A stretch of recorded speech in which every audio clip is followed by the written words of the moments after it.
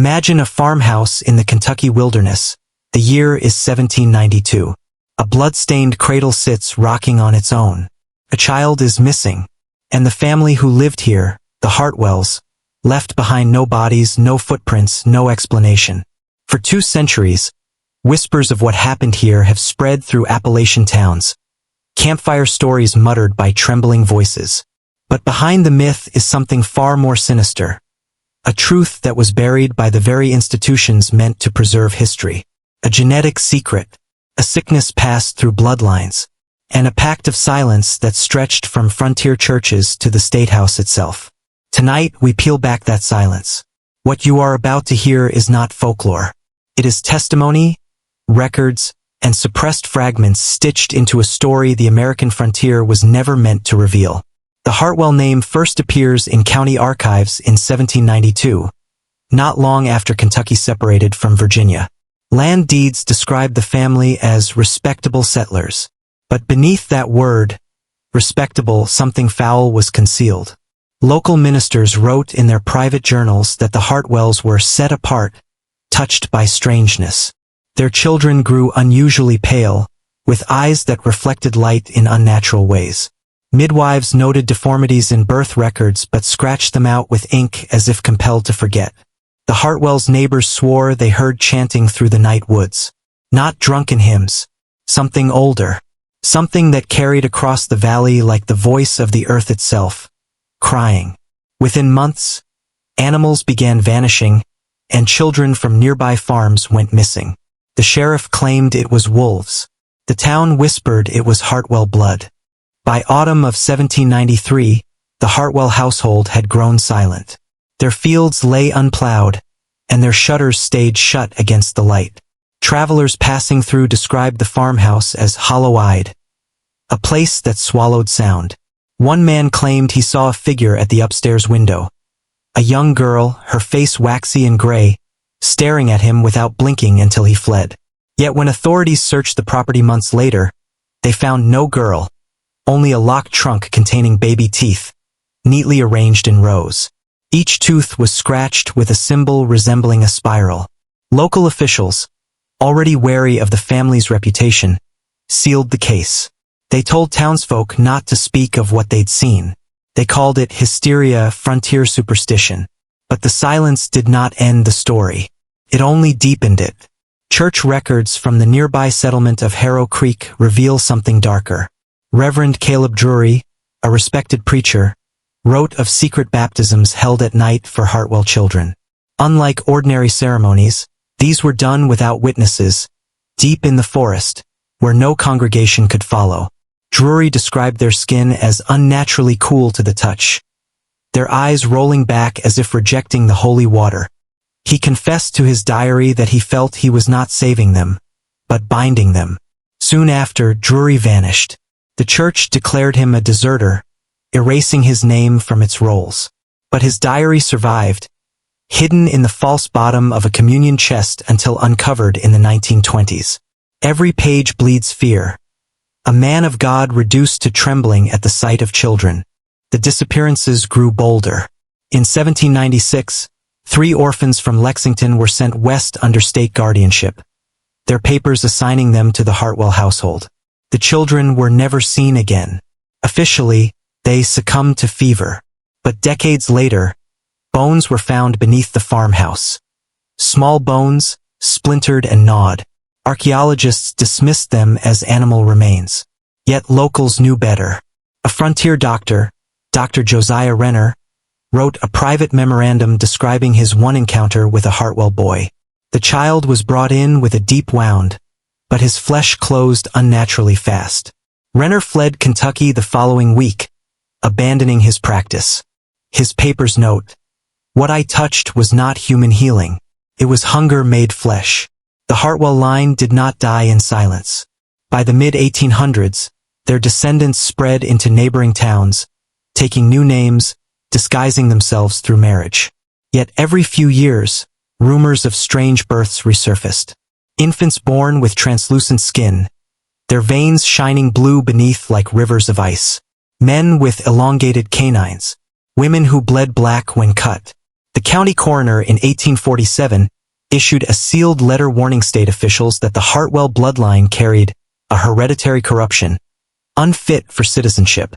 The letter vanished. The coroner himself was later found drowned in a dry well, his fingernails torn off as if he had clawed at stone in desperation. His family insisted the Hartwells had silenced him, but the sheriff filed it under suicide.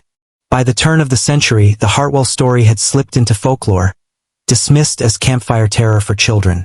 Yet government archives tell another tale. During the 1910 census, inspectors flagged a cluster of families in rural Kentucky for irregular genetic abnormalities. These families, all interlinked by blood, traced their ancestry to the Hartwells. Physicians sent to document the cases reported unstable mental states, compulsive secrecy, and evidence of ritual behavior. One doctor described an entire household where mirrors had been covered with black cloth, as if reflection itself was forbidden. His report ended abruptly with the words, "Their silence is practiced. They have been trained to forget." He never filed another document. His body, too, was never found. In 1922, a series of confidential reports surfaced from the St. Margaret's Orphan Asylum in Louisville. Handwritten logs revealed that several children admitted under the name Hartwell displayed unusual traits. They spoke in whispers even when alone. They refused to eat bread, meat, or milk, surviving only on raw blood from slaughterhouse scraps. Nurses noted their eyes gleamed at night like animals. The asylum's director, Sister Agnes Kearney, begged the diocese for guidance. Instead of sending help, church officials confiscated her journals. Weeks later, Sister Agnes was declared insane and committed to the very asylum she once supervised.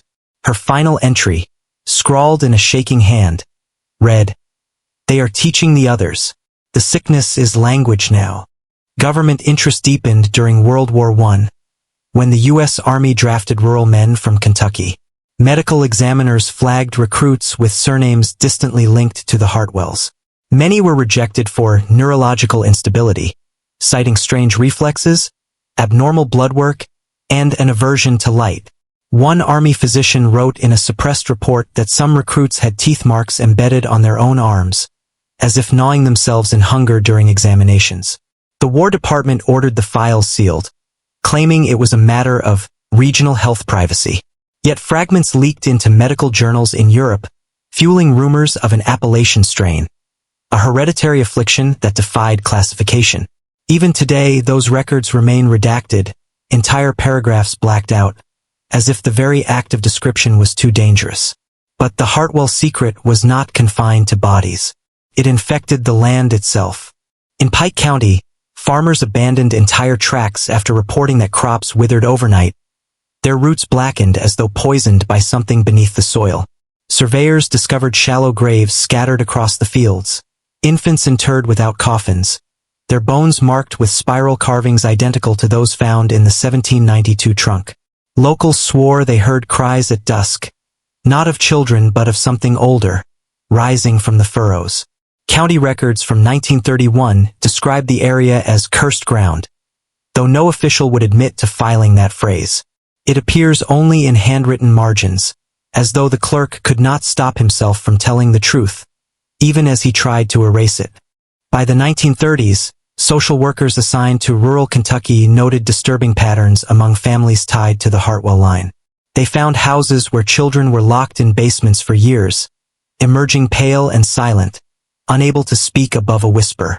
One investigator reported that a child's mouth was stitched shut with black thread, the scars still raw. When she confronted the parents, they claimed it was tradition. To keep the sickness from leaving the body, the investigator filed her report. Days later, she vanished. Her car was found abandoned on a dirt road, its tires slashed from within, as though someone had clawed at the rubber. Her report was later edited, words crossed out in thick strokes, the margins smeared with something resembling dried blood. What makes the Hartwell mystery so disturbing is not just the bloodline, but the complicity of institutions. Churches hid diaries. County clerks altered birth records. Doctors falsified autopsies. In 1941, a team of anthropologists from Chicago attempted to trace the Hartwell genealogy. Their notes speak of ritual gatherings in isolated valleys, where dozens of families met in silence, circling fires but never speaking. They carried lanterns carved with spirals, the same symbol etched into the baby teeth from 1792. Within weeks, the team abandoned their study. One anthropologist was found hanging from a tree near the Ohio River, his eyes removed. His colleagues denied ever knowing him, as though his existence had been erased. Whatever the Hartwell secret is, it seems to erase not only lives but memory itself. During the Second World War, the U.S. Public Health Service quietly recruited doctors to investigate hereditary anomalies in Appalachian communities. Files later uncovered in the 1970s list Hartwell descendants as the primary focus. Blood samples were collected, but what returned to the labs in Washington was not ordinary blood. Technicians described it as thicker, darker, clotting instantly when exposed to air. Some samples grew mold-like filaments when stored too long, as if the blood itself resisted containment. The records stop abruptly after 1943. Whole boxes of files were shredded, but fragments survived. One lab technician wrote a note on scrap paper. "They told us not to test the heart tissue. We did. It pulsed for hours after death." Whispers of experimentation grew louder when veterans returned home. Men stationed at Fort Knox recalled rumors of a Kentucky project, where families were forcibly relocated under the guise of military construction. Among them were Hartwell descendants. The soldiers claimed entire farmsteads vanished overnight, houses dismantled down to their foundations, with no official record of seizure. Locals who asked questions were warned by federal marshals to keep silent. But in 1946, a farmer unearthed a sealed iron crate while plowing his field. Inside were bones, human, but twisted, as though softened and remolded in unnatural shapes. The farmer reported it. The crate was removed. Days later, his barn burned to ash, his family gone without trace. In the late 1940s, a psychiatric hospital near Lexington documented several patients admitted under false names, all sharing Hartwell ancestry. Nurses described their behavior as chillingly synchronized. They rocked in unison, hummed the same monotone tune, and clawed spirals into the walls with their fingernails. Attempts at sedation failed. Their bodies metabolized drugs at impossible rates. One physician compared their minds to broken phonographs, repeating patterns older than language. Weeks later, staff began to vanish. A janitor found a nurse's uniform soaked in blood inside a drain pipe, but the hospital dismissed it as accident. Within a year, the patients were transferred under federal order to an undisclosed facility. No records of their existence remain. The Hartwell legacy might have disappeared completely if not for a single surviving testimony. In 1949, a social worker named Clara Reeves gave a sworn deposition to state authorities. Reeves described visiting a farmhouse tied to the Hartwell clan. Inside, she found walls lined with jars, each containing preserved fetuses with twisted limbs and eyeless faces. She recalled the stench of iron and rot. Reeves claimed the family referred to the jars as their inheritance, proof of blood older than America itself. When she tried to report it, her office was raided, her notes stolen. Reeves fled Kentucky, leaving only her deposition. She disappeared months later while traveling to Washington. Witnesses last saw her boarding a bus. She never arrived. By mid-century, the Hartwell family had become a name no one dared to speak in Kentucky. And yet, the silence was too consistent, too rehearsed, as if maintained by more than fear. A chilling letter, discovered in 1952 in the basement of a demolished courthouse, may hold the key. Addressed to the overseers, it warned, "The line cannot be erased, can only be shepherded. The pact is binding. Who wrote it remains unknown, but its implications are clear. Whatever curse or inheritance plagued the Hartwells was not just a family affliction. It was guarded, preserved, and perhaps even worshipped. What began in 1792 as whispers of strange children had grown into a shadow network of secrecy that reached from farms and churches to the very veins of the state. By the early 1950s, whispers of the Hartwells reached beyond Kentucky. A confidential report by the Centers for Disease Control referenced familial anomalies in rural America, singling out Kentucky but never naming the family.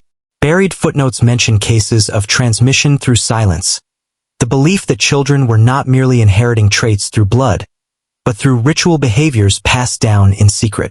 One researcher suggested that trauma itself had become hereditary, shaping the body like clay. His report was classified. He died months later in a car accident. His body never recovered. The phrase transmission through silence remains one of the most unsettling fragments in the archive. Was it metaphor? Or had the Hartwells discovered a way for memory and corruption to pass invisibly, without words, from one generation to the next? The Hartwell land lies abandoned now. Foundations sink into the soil, covered in weeds and bramble. Yet locals still avoid the area, claiming the ground exhales at night, as though breathing. Some say lights flicker between the trees. Others swear they hear infants crying, though the valley has been empty for decades. Hunters who trespass return pale, silent, refusing to describe what they saw. And every so often, a birth record emerges in rural Kentucky that raises questions. A child born with unusual features, a family who refuses photographs, a surname that changes too often. Officials dismiss them as rumors. But the spiral symbol appears again and again, on barns, on tombstones, etched into window frames, like a signature that refuses erasure.